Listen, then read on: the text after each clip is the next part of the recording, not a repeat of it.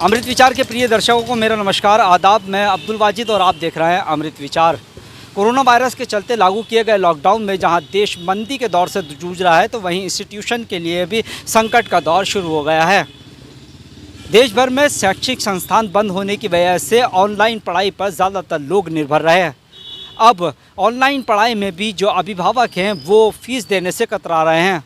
उत्तर प्रदेश मुरादाबाद में के बेसिक शिक्षा अधिकारी के प्राइवेट इंस्टीट्यूशन वेलफेयर एसोसिएशन के सदस्य पहुंचे और एक ज्ञापन बेसिक शिक्षा अधिकारी के माध्यम से शिक्षा मंत्री को भेजा, जिसमें उन्होंने कई शिकायतें दर्ज कराई। उनका कहना है कि हम लगातार रेंट दे रहे हैं, बिजली का बिल जमा कर रहे हैं, उसके बाद भी जो अभिभावक हैं वो ऑनलाइन पढ़ाई की फ़ीस देने से कतरा रहे हैं। इसके साथ ही जो मदरसा एसोसिएशन है उसके भी मुद्दे को उन्होंने उठाया। देखिए क्या है पूरा प्रकरण मेरी इस रिपोर्ट में। Doctor Farid Ahmad, private institutions welfare association की तरफ से आज इंस्टीट्यूशंस की जो समस्याएं हैं, ख़ास तौर से हमारी समस्या ये है कि गार्जियंस ऑनलाइन पढ़ाई की फ़ीस नहीं देना चाहते, जबकि सरकार का कहना यह है कि ऑनलाइन से किसी का नाम मत काटिए, प्रवेश किसी का ख़त्म मत कीजिए। तो इस तरह से अगर हम पढ़ाएंगे लगातार तो हमारे स्टाफ की सैलरी कौन देगा? सरकार की तरफ से बार बार अभिभावकों को ये सूचना दी जा रही है कि आप स्कूल की फ़ीस जमा करें। हाई कोर्ट, सुप्रीम कोर्ट, माननीय मंत्री जी, शिक्षा मंत्री जी उत्तर प्रदेश, सबकी तरफ से ये बयान जारी हुए हैं कि किसी भी प्रकार का जो शिक्षण शुल्क है वो माफ़ नहीं होगा। बाकी स्कूल अगर कोई अपना शुल्क माफ़ करना चाहते हैं तो वो कर सकते हैं, वो स्वतंत्र है। वो चाहे ट्रांसपोर्ट अगर नहीं है तो ट्रांसपोर्ट का न लें, लैब नहीं यूज़ हो रही लैब का ना लें, या कंप्यूटर यूज़ नहीं हो रहा है कंप्यूटर का ना लें, लेकिन बिजली पानी का देना तो पड़ेगा।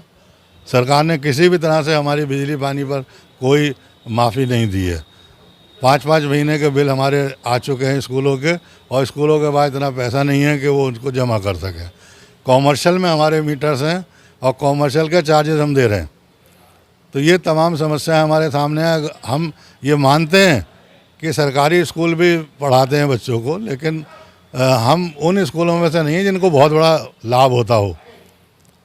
बड़े स्कूल जहाँ पर बड़ी बड़ी फ़ीस जाती है वो तो सारी फ़ीस ले रहे हैं और गार्जियन जा कर के दे रहे हैं बड़ी खुशी से, सबको जमा कर रहे हैं, लेकिन हमारे यहाँ ट्यूशन फ़ीस देने को तैयार नहीं है।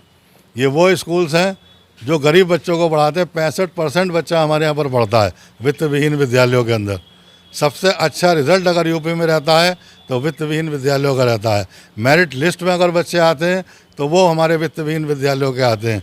अगर ये विद्यालय समाप्त हो गए, इनका अस्तित्व ख़त्म हो गया, तो आप बताइए 65% बच्चा कहाँ जाएगा? क्या सरकारी स्कूलों के पास इतनी व्यवस्था है? मैं जानता हूँ कि नगर के अंदर मुश्किल से ये 4 या 5 सरकारी विद्यालय हैं जो 8th क्लास तक हैं। मेरी गिनती में तो 3 ही विद्यालय हैं। बाकी विद्यालय सब के सब हमारे प्राइवेट लोग चला रहे हैं, जो आज हमारे साथ में यहाँ BSA कार्यालय पर। तो तमाम लोग यहाँ मिलकर के हम माननीय शिक्षा मंत्री उत्तर प्रदेश सरकार को ज्ञापन दे रहे हैं, जिसमें हमने ये भी मांग की है कि हमारे जो मदरसे चल रहे हैं उनको ग्रांट नहीं मिली अभी तक।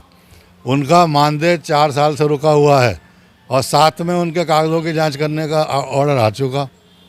भाई आप कागज़ चेक करिए, बिल्कुल चेक करिए, जो गलत हो उसको निकालिए बाहर।